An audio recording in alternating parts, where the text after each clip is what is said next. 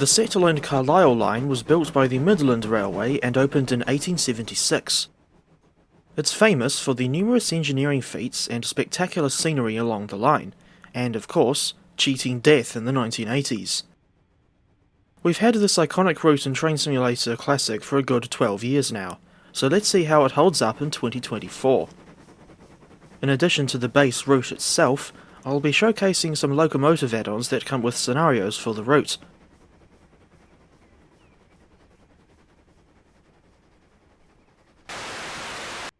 This add-on is significant to me on a personal level, not because I've visited the real line, but because it was the second add-on I ever got in TS Classic, after the original Isle of Wight route. I started playing this game in December 2013, back when it was called Train Simulator 2014. And I got the game as a disc instead of a digital download because I didn't know what Steam was at the time, and in the not DVD case, there was a pamphlet with a code for a one-off 80% off discount on a route of my choosing, and Settle to Carlisle was the chosen route.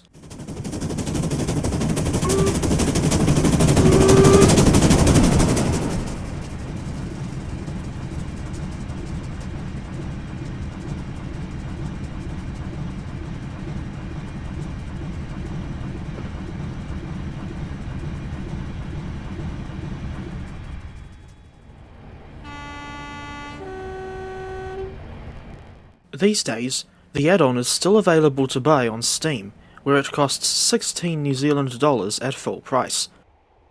That presents reasonable value for money, in my opinion, even though the overall scenery details, and included rolling stock, haven't aged too well. In the time since this add-on was made, new sidings have opened to serve a quarry in the Helworth Bridge area. The S&C add-on is older than I remember thinking, having been released way back in April 2012. In terms of route coverage, you get the 73 miles, or around 117 kilometres of track from Settle Junction to Carlisle. I have no idea why Dovetail cuts the route coverage at Settle Junction instead of continuing down to Leeds, or, at the very least, Hellerfield or Skipton. Throughout the journey, you'll go across or through several bridges, viaducts, and tunnels.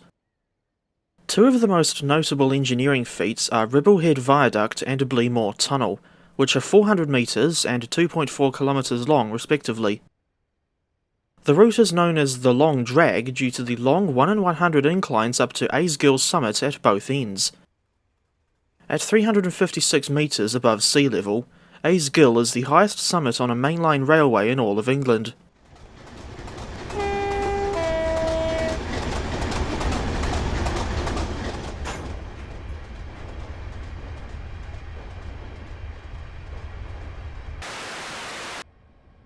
There's a decent variety of motive power included with the route. Sadly, the same can't really be said for more recent TS Classic routes, and especially the Train Sim World routes, which rarely include more than one locomotive or unit.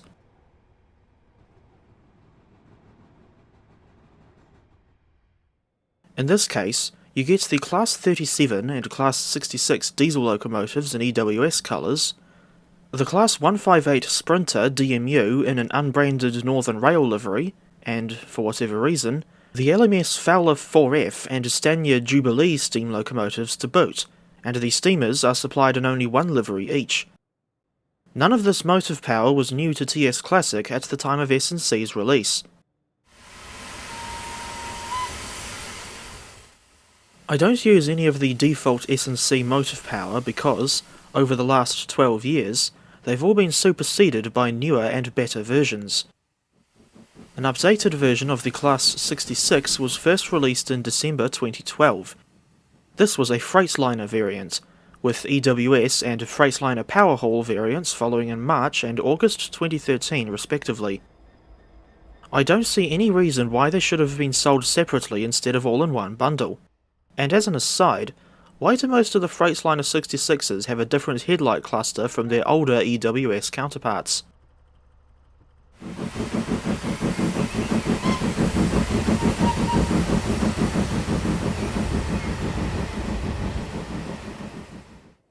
In April 2017, Armstrong Powerhouse released an enhancement pack for this thing, despite the fact that the previous Class 66 Sound Pack Pro did the job well enough. For reference, the default 66 included with S&C is a rehash of the original Class 66, and she has aged very badly, especially where the sounds are concerned, and this thing doesn't even have the proper spring-loaded brakes.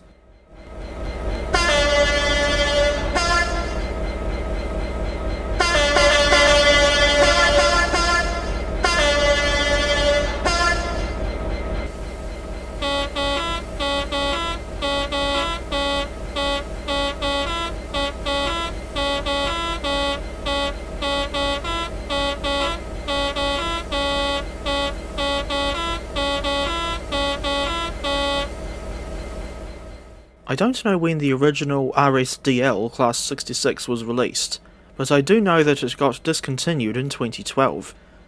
So now, if, for whatever reason, you want to have any variants of the original 66, the only way to get it is through the S&C route.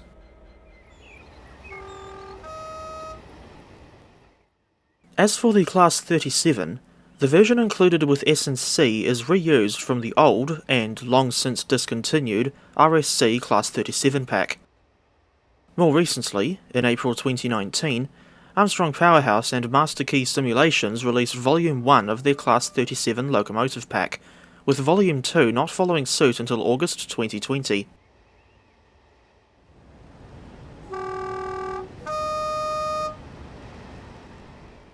Annoyingly, the AP/NKS Class 37 pack is very expensive, even if you just get one volume instead of both, but you'll still get a wide variety of liveries and model variations instead of just the refurbished EWS locomotives, not to mention good sounds, physics and features to boot, but the pack sure as hell isn't perfect.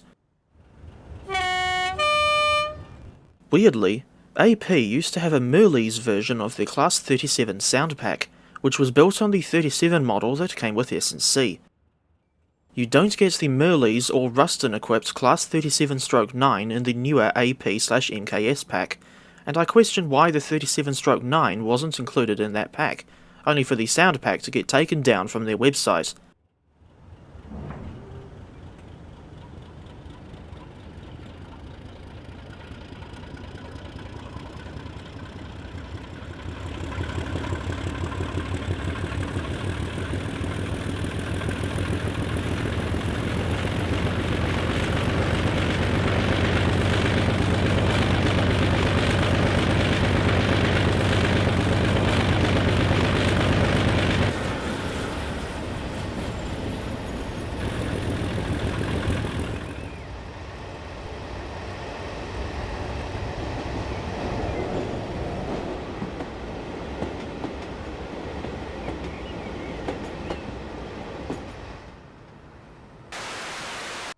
The inclusion of the two LMS steam locomotives doesn't make any sense to me, especially where the 4F is concerned, because I'm pretty sure none of the preserved 4Fs have run on the main line in preservation, but please correct me if I'm wrong.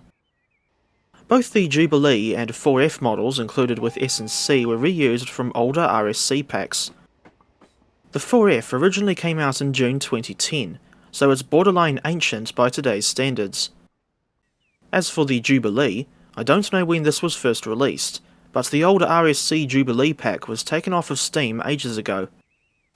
Apparently there's a UK exclusive Amazon listing for this pack, but the only way for people outside the UK to legally get the old Jubilee model is to get it with S&C. But you will only get one livery and one member of the class, namely 5690 Leander in LMS Crimson Lake. The real thing now runs in the boring British Railways lined black livery. As for the Class 158, this unit has nearly always been done dirty in TS Classic. In my opinion, this original version hasn't aged well at all, especially where the textures are concerned. As far as I know, the S&C version only differs from the original by way of minor texture modifications. The bad default sounds are still there.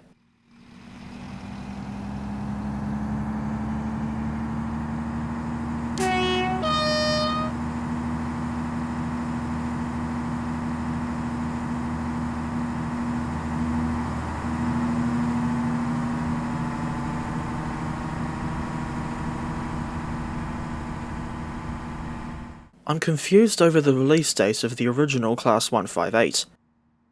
The Steam listing quotes the release date as August 17th, 2012, but this was 2 months after the S&C's release. I'm pretty sure that Mr. Laws's Class 158 model is much older than the S&C route. Aside from the poor sounds, there's another reason why I don't like or use the default S&C 158. The tail lights work as normal, but the headlights don't work at all. In April 2015, Dovetail released a Network Southeast Class 159 add-on, and Armstrong Powerhouse have since made a 158 and 159 enhancement pack built on the NSC 159 model. At first, they released a 158 EP with Perkins engine sounds, followed by a separate 158 and 159 EP with Cummins engine sounds. In my opinion, the AP enhanced version is the only decent rendition of the 158 in the entire game, but it's a shame about the high price of each enhancement pack. The Perkins EP normally costs £15, or $31.48 NZD, while the Cummins one costs £20, or $41.98 NZD. That's too expensive for packs that, instead of including all new models, only spruce up an existing model. AP's enhancement packs should be no more than £10. Oh, and there's also the generic RSC era Mark I coaches included with the default Settle to Carlisle pack. Variants of these coaches have been reused in so many add-ons over the years that it's not funny. As for freight wagons, you get the HTA and HAA hoppers as well as PCA cement tankers. I swear the HTA and HAA are reused from the ancient Kuju era European Loco and Asset pack, albeit with a repaint in EWS colours for the HTA. Besides all the motive power that comes with the Settle to Carlisle route, there are at least 3 locomotive add-ons available on Steam that each include some extra scenarios for this route. There's the Deltic prototype, of all things, the Class 57 in what's supposed to be West Coast Railway's maroon, and a third pack themed around steam-hauled rail tours. The Deltic prototype add-on was released in August 2013, and I have no idea why this add-on includes scenarios for the S&C, or any modern image routes for that matter, since the real DP1 has never been restored to mainline running condition in the preservation era. She's currently on display at the National Railway Museum's locomotion site at Shildon.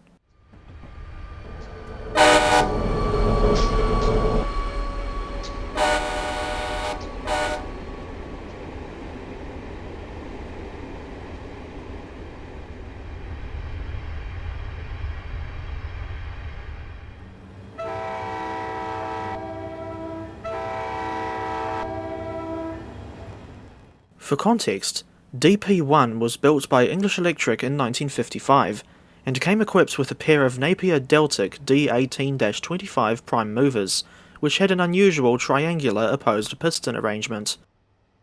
The engines were originally designed for naval applications, and this was an opportunity to see how well they worked in a railway environment. DP1 proved so successful that British Railways ordered 22 production Deltics, later known as the Class 55, and these went on to dominate long-distance passenger services on the East Coast Main Line. The service life of the production Deltics was fairly short, only lasting from 1961 to January 1982, but 6 of these absolute units have survived into preservation, along with DP1.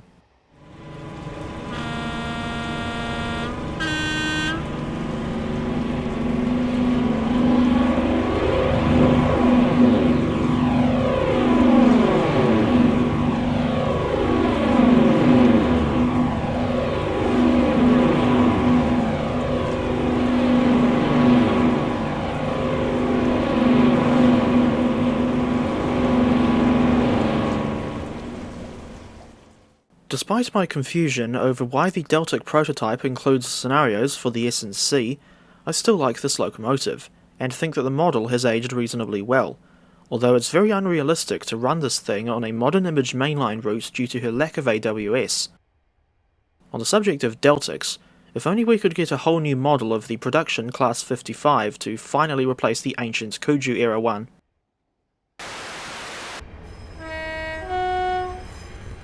As for the Class 57, the so-called Rail Tours pack was released in November 2012, 3 months ahead of the Freightliner version, but in real life, the first Class 57s were actually the Freightliner ones. And for reference, the 57s are former Class 47 locomotives rebuilt with EMD prime movers. In the case of West Coast Railway's 57001, she was originally built in 1965 with the number D1875, and later renumbered as 47356 under the TOPS system. Rebuilding took place at Loughborough in 1998, and the engine was now renumbered as 57001 Freightliner Pioneer. And there's actually a photograph on Flickr that shows 47356 during her conversion to Class 57 specs. I'll put a link to said picture in the description. The locomotive would eventually be sold to WCR in 2011, and used on rail tours until as recently as 2021, but she is now in storage at Carnforth. Clearly, this generic rail tours livery on the Class 57 is supposed to be WCR Maroon, and I'm guessing that there were licensing issues preventing UV Game Studios, the developer behind the Class 57 add-ons, from using the real WCR branding. In real life, West Coast Railways has 4 examples of the 57/3 variant, alongside 8 examples of the original 57/0. But in Train Simulator, you don't get the 57/3, which differs from the 57/0 by way of modified light clusters and retractable downer couplers.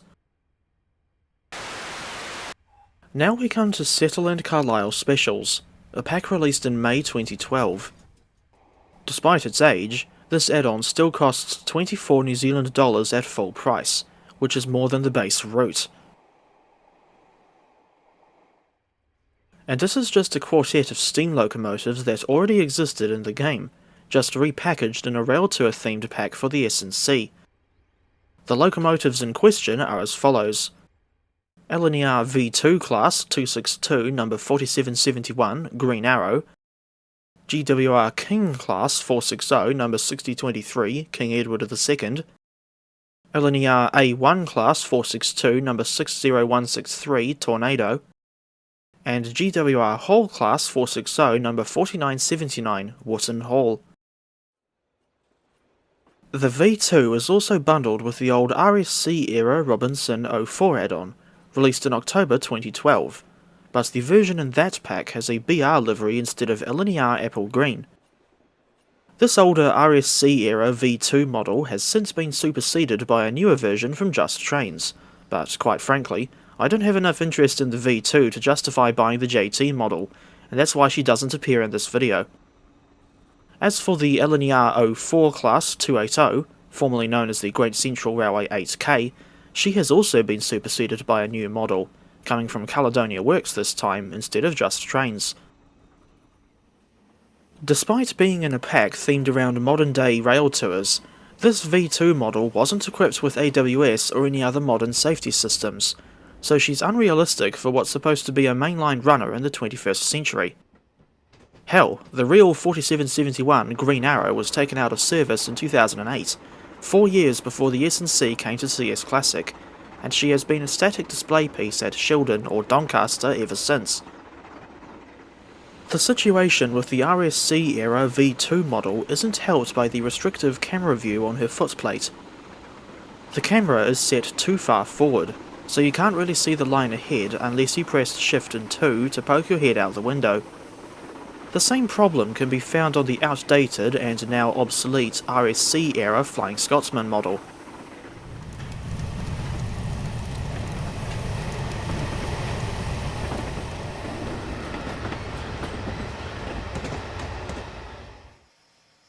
As for 60163 Tornado, there was already a Peppercorn A1 add-on in the game, but the S&C Specials pack includes the BR Brunswick Green livery, which wasn't in the standalone pack.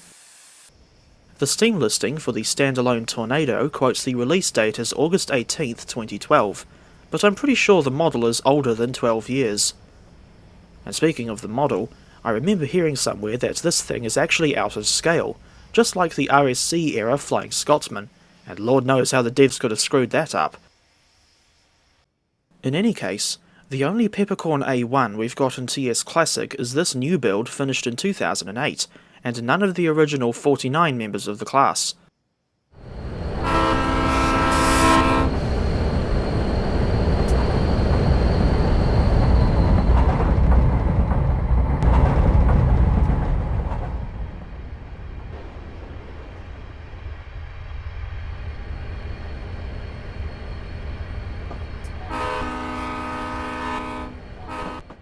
This version of 6023 King Edward II is just a rehash of the old RSC era GWR King model, first released in October 2011, I think. These days, I don't use this model at all because she's really outdated, and more recently, has been superseded by the vastly superior Caledonia Works version.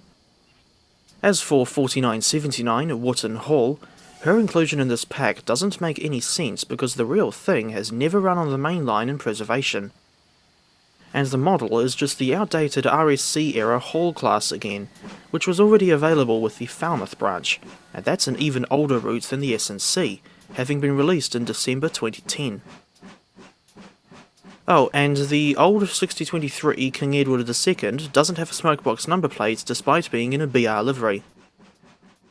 On the other hand, the aforementioned Caledonia Works version of 6023 does have the authentic smokebox number plate. There will now be a short, but silly and laggy intermission.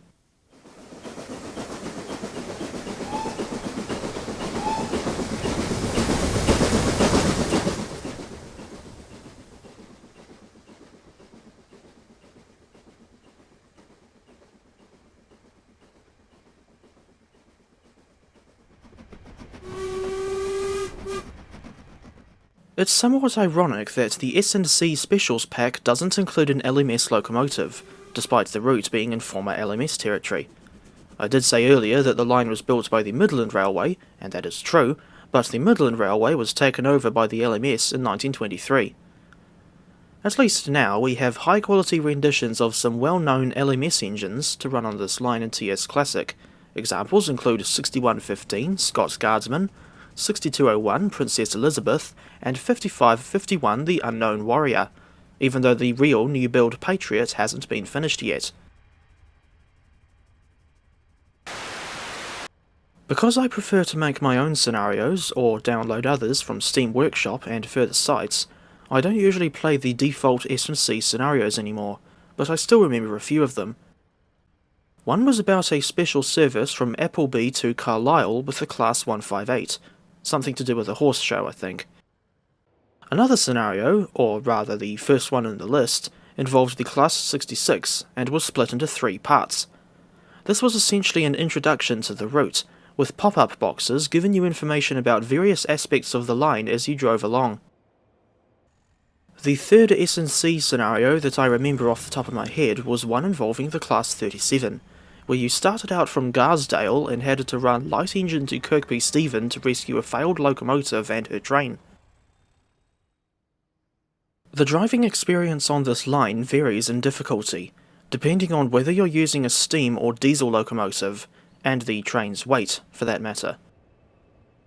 The speed limit throughout most of the route is only 60 miles per hour, but it drops down to 30 3 times.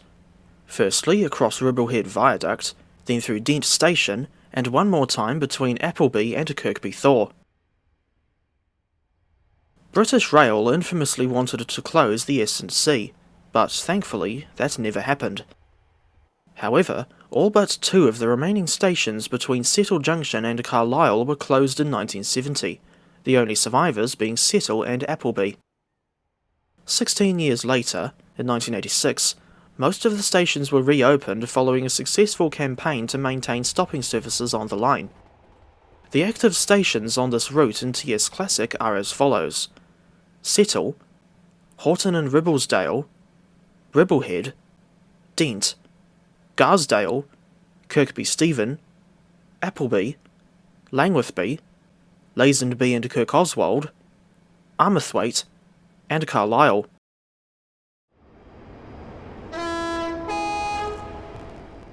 Carlisle Citadel Station is on the West Coast Main Line, so if you were to go to the real station today, you wouldn't just see the Class 158s on services to and from Leeds. Amongst many other motive power types, you would also see the Class 390 and Class 397 EMUs. But in my opinion, this rendition of the station in-game looks very basic, especially since it doesn't have any station signs or platform clutter. I'd go so far as to say that the rendition on Keith Ross's WCML North looks better than the S&C version.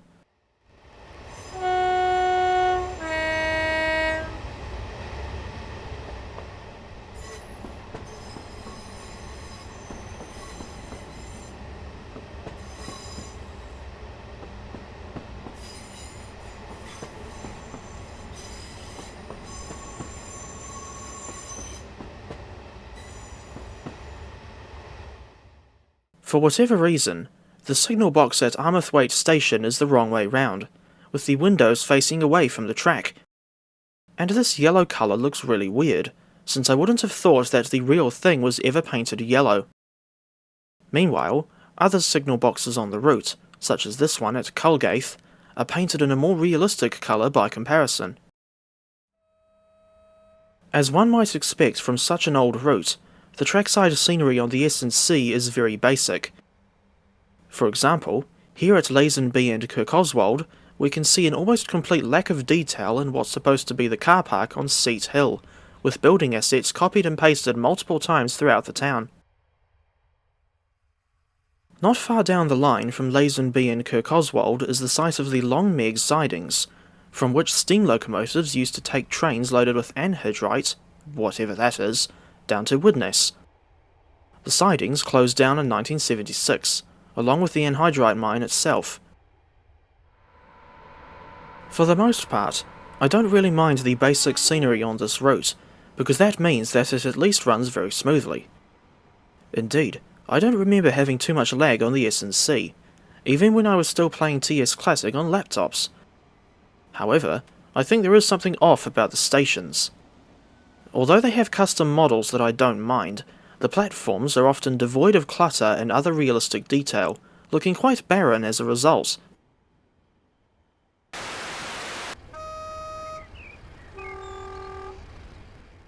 At the end of the day, I can still recommend the Settle and Carlisle route to people starting out in TS Classic, or veteran players that haven't got the route yet.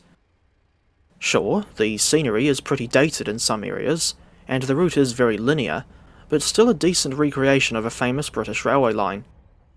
And the sheer variety of motive power that you can run on this route, while still being realistic, is another point in the S&C's favour, as is the challenge of getting your train up the long drag to Gill summit.